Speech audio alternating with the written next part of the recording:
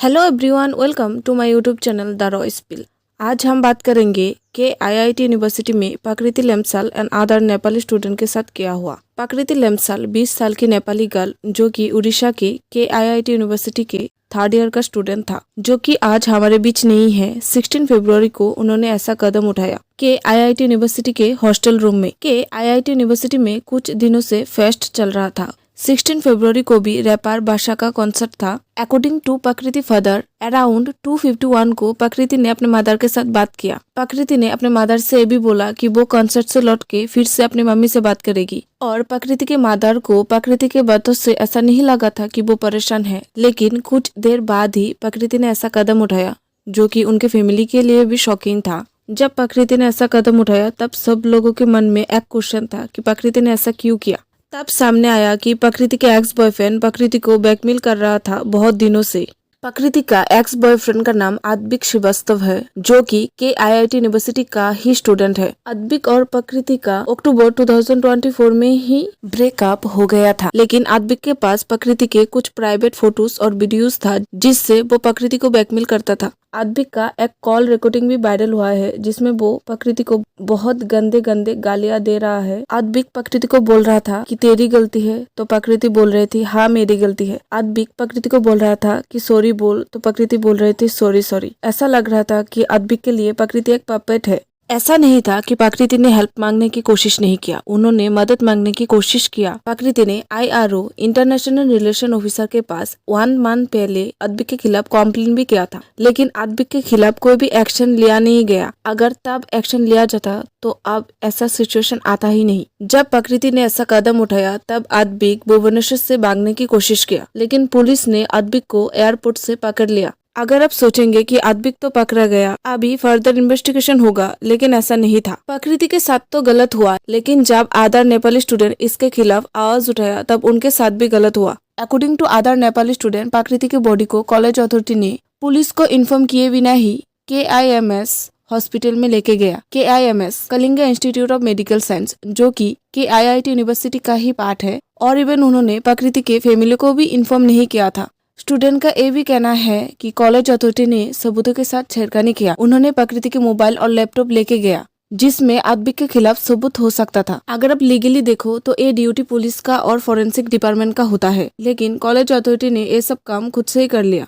Other students को लगा कुछ तो फिशी है और वो सब स्टूडेंट्स कॉलेज अथॉरिटी से इस बारे में क्वेश्चन पूछ रहे थे, लेकिन उनको कॉलेज अथॉरिटी से कोई भी सेटिस्फेक्शन आंसर नहीं मिला। तब स्टूडेंट्स प्रोटेस्ट करने लग गया। जब गर्ल्स स्टूडेंट्स प्रोटेस्ट करने लगा तब गर्ल्स को हॉस्टल रूम में बंद करने की कोशिश किया गया और 2 लेडी टीचर्स गर्ल्स स्टूडेंट्स से एरोगेंटली बात कर रहा था और धमका रहा था कि तुम सब यहाँ पे सेफ फील नहीं कर रहे हो तो हॉस्टल छोड़ के चले जाओ। तुमने हॉस्टल का दरवाजा और कांच तोड़ दिया। फाउंडर साहब के बात भी नहीं मानोगे। 40,000 नेपाली स्टूडेंट को फ्री में खिला रहा है, पिला रहा है। तुम्हारे कंट्री का बजट भी इतना नहीं है। वो दोनों टीचर्स है, लेकिन उनसे ऐसा स्टेटमेंट बिल्कुल भी एक्सेप्टेबल नहीं है। 40,000 बच्चों को आज भी खिला रहा है, बढ़ा रहा है, फ्री में बिठा के। तुम्हारे कंट्री का उतना बजट होगा। मैं पूरा वीडियो तो नहीं डाल सकती, मैंने दोनों टीचर्स का पूरा वीडियो देखा है। वो दोनों टीचर्स जैसे स्टूडेंट से बात कर रही थी, सही बोलूं तो मुझे डर लग गया। आई डोंट नो कि स्टूडेंट्स ने ये सिचुएशन कैसे फेस किया।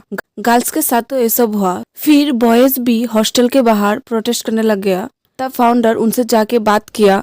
तब फाउंडर और स्टूडेंट के बीच कुछ बात को लेके ईगो क्लैश हो गया। 16 फरवरी रात को प्रोटेस्ट करके जब स्टूडेंट्स 17 फरवरी मॉर्निंग को अपने हॉस्टल रूम में गया, तब कुछ बॉडीगार्ड्स और गुंडे नेपाली स्टूडेंट्स के हॉस्टल रूम में गया और उनको हॉस्टल से बाहर निकलने लगा, उनको मारने लगा, पीटने लगा। 17 फरवरी को कॉलेज से एक नोटिस भी आया जिसमें उन्होंने सारे इंटरनेशनल नेपाली स्टूडेंट को कॉलेज और हॉस्टल खाली करने के लिए बोला और उनको अपने कंट्री जाने के लिए बोला। और कॉलेज अथॉरिटी ने सारे नेपाली स्टूडेंट को डिफरेंट स्टेशन पे छोड़ा ताकि वो लोग यूनिट होके प्रोटेस्ट ना कर पाए। उनको लगा नेपाली स्टूडेंट को तो भागा दिया, अब कोई प्रॉब्लम नहीं है, लेकिन ये सब इंटरनेट पे वायरल हो गया और सबको पता चल गया। जब ये सब इंटरनेट पे वायरल हो गया तब आईआईटी यूनिवर्सिटी ने अच्छा बनने की बहुत अच्छे तरीके से एक्टिंग किया। 18 फरवरी को उन्होंने एक और नोटिस दिया जिसमें उन्होंने जो 2 बॉडीगार्ड स्टूडेंट को मार रहा था उनको टर्मिनेट कर दिया और उन्होंने 2 senior hostel officers and 1 senior administrative officer of international relation officer are suspended pending through inquiry और उन्होंने हेल्पलाइन भी दिया है, अगर स्टूडेंट को जरूरत पड़े तो इसमें फोन कर सकते हैं। पहले तो उन्होंने स्टूडेंट को निकाला, अब अपना रेपुटेशन बचाने के लिए स्टूडेंट को बुला रहा है। जो 2 लेडी टीचर थे उन्होंने भी माफी मांगा। कॉलेज के फाउंडर ने भी एक वीडियो डाला जिसमें उन्होंने सारे नेपाली स्टूडेंट को वापस बुला रहे थे और उन्होंने ये भी बोला कि कुछ नेपाली स्टूडेंट्स कॉलेज में वापस भी गया है। इंटरनेशनल नेपाली स्टूडेंट के साथ ऐसा बिहेवियर, वो भी इतने बड़े इंस्टीट्यूट से, बिल्कुल भी एक्सेप्टेबल नहीं है। उन्होंने स्टूडेंट्स का सेफ्टी का भी नहीं देखा, उनको मार पीट के बाहर निकाल दिया। के IIT यूनिवर्सिटी ने खुद ही उन स्टूडेंट को निकाल दिया था, अब खुद ही बुला रहा है अपना रेपुटेशन बचाने के लिए। इस सिचुएशन में बहुत सारे क्वेश्चन मन में आता है। पहला तो कॉलेज अथॉरिटी ने ऐसा क्यों किया? एक गलती छुपाने के लिए बहुत सारे और बड़े बड़े गलती कर लिया। अगर स्टूडेंट्स के मन में कुछ क्वेश्चन था कि कॉलेज अथॉरिटी ने सबूतों के साथ छेड़खानी किया है, तो उनको एक सेटिस्फेक्शन आंसर दे देते कि ऐसा नहीं था। स्टूडेंट्स को कोई शौक नहीं चढ़ा था कि वो प्रोटेस्ट करे, उनको देख रहा था कि गलत हो रहा है, इसीलिए उन्होंने प्रोटेस्ट किया और इसमें उनका ही नुकसान हुआ है। कुछ स्टूडेंट नेपाल वापस चले गए, उनका 1-2 साल बर्बाद, और कुछ स्टूडेंट कॉलेज में रिटर्न आया है, उनका सेफ्टी का कोई गारंटी नहीं है, क्योंकि जिस स्टूडेंट को मीडिया में दिखाया गया और इंटरव्यू दिया, कॉलेज अथॉरिटी उनका नाम और रोल नंबर पूछ रहे थे अदर स्टूडेंट से, तो उनका भी सेफ्टी का कोई गारंटी नहीं है। कुछ ही दिन बाद लोग ये सब भूल जाएंगे। इवन अभी 1 मंथ भी नहीं हुआ है और अभी लोग इस बात को भूल गया है। इन सब के बीच में जो मेन आरोपी है उनके बारे में तो कोई कुछ बात ही नहीं कर रहा है। मेन तो वो ही है ना, उसके वजह से ही तो प्रकृति ने ऐसा कदम उठाया।